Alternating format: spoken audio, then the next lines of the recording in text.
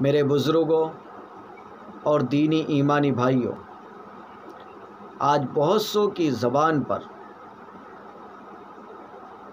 یہ شکوہ ہے کہ ہم نماز بھی پڑھتے ہیں، ذکر بھی کرتے ہیں، لیکن ہماری دعائیں قبول نہیں ہوتی۔ عزیزو، دعا قبول ہونے کے لیے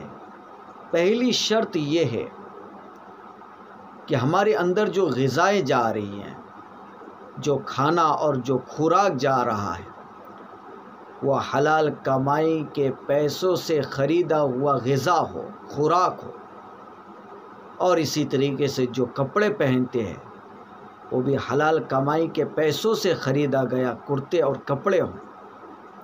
یعنی جو بھی ہم کپڑے پہنتے ہیں وہ حلال کمائی کا ہو۔ ہمارے اندر جو بھی خوراک جاتا ہے وہ ناجائز نہ ہو، حرام نہ ہو۔ اگر حرام ہوگا، ناجائز ہوگا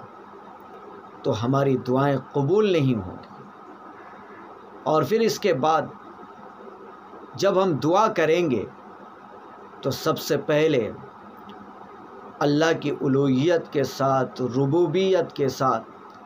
اس کی کبریائی کا بیان ہونا چاہیے، ان کی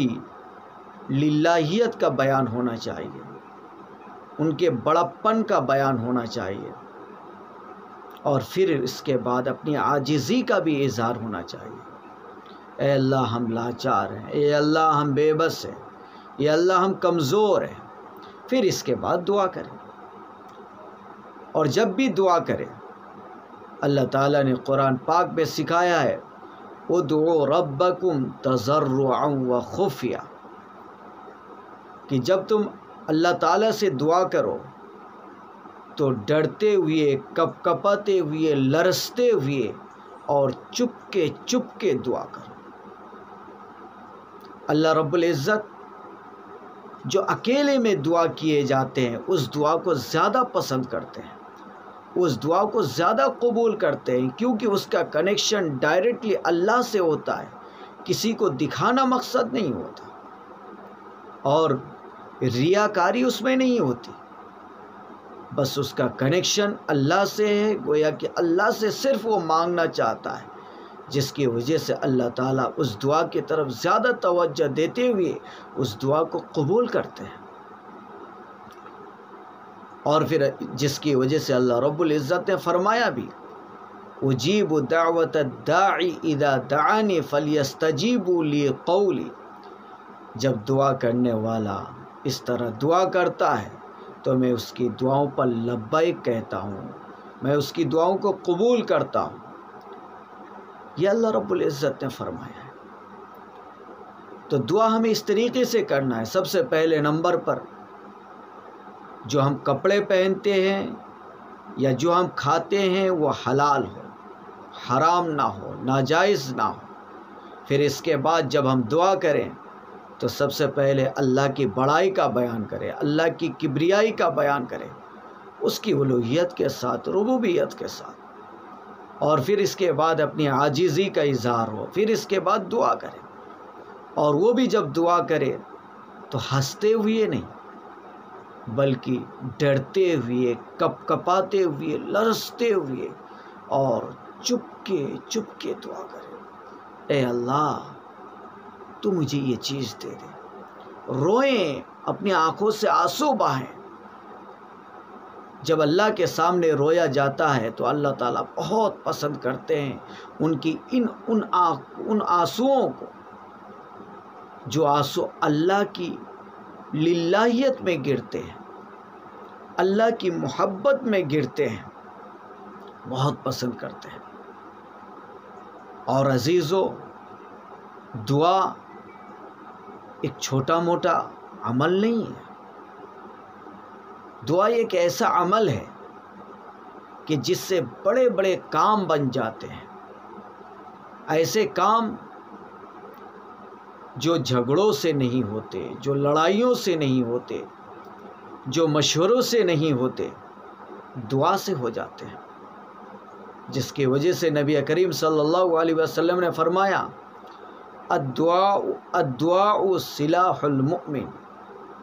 دعا مومن کے لیے ہتھیار ہے۔ ہتھیار اس لیے کہا ہے کیونکہ بڑے بڑے کام بن جاتے ہیں دعا سے، بس اگر صحیح طریقے سے دعا کیے جائیں تو۔ اور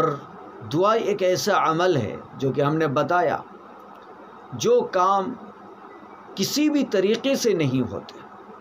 وہ کام دعا سے بن جاتا ہے، وہ دعا سے حل ہو جاتا ہے۔ اور اسی لیے نبی کریم صلی اللہ علیہ وسلم نے ارشاد فرمایا،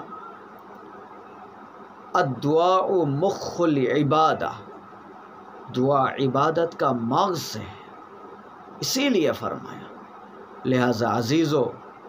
دعا کریں تو سب سے پہلے حلال کمائی کے ذریعے سے آپ کا بدن پرورش پا رہا ہو